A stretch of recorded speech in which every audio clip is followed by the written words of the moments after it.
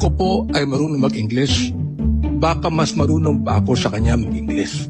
Gusto ko yung abogado natin na nang insulto dito sa isang member natin dito, makinig na mabuti at i-correct niya ang English ko.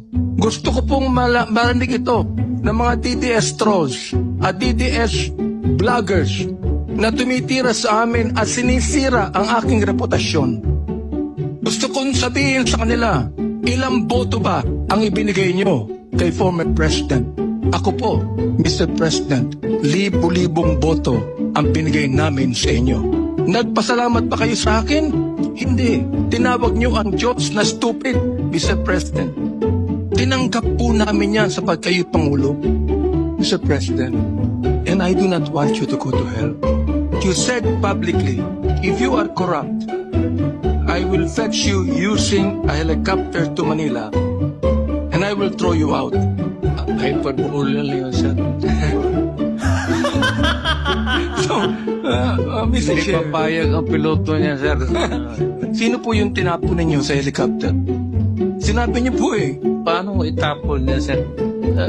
Saan mo pa yung... Noong Amparisyon, nakahuli po ng isang babae that was caught in the act of adultery.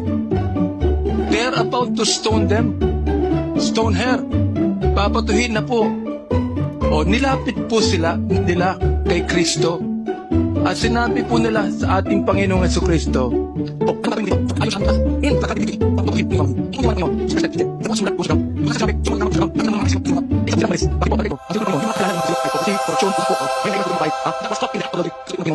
neither do I condemn you. Go and sin no more. Hindi ho ba mas maganda yung salita ng ating Panginoon to, Mr. Chair, Mr. President? Hindi na ako papatay, sir. Retired na ako. Dapat talaga mag-retire na ho tayo. Retire na ako, sir. Ayaw ko na. Sir,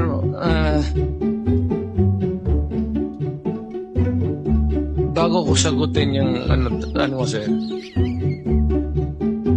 ayaw kong pumunta ng impyerno.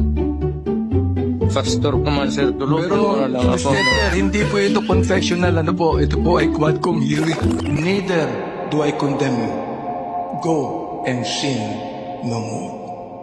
Pinagdadasal ko po kayo.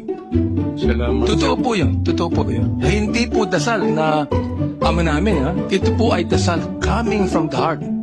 Eh, bakit po kayo pumapatay?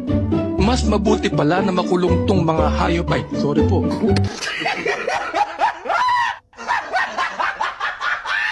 Mr. Chair, hyperbole pa po to.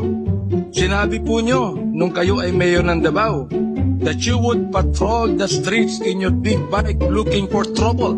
Sabi nyo? Yeah. Oh, hindi po to hyperbole. Totoo po ito. Oh, kasi looking for trouble eh. Kayo po ay nagpa-bike looking for trouble. Yes, sir. Oo. Mukhang mali po yata yung ganong salitang looking for trouble, di ba? Siguro mas maganda kung looking for criminals. Tama ko ba? Yun, looking for criminals. Yun ang mas maganda salita. Para Di ba? magamit ko yung baril ko, sir.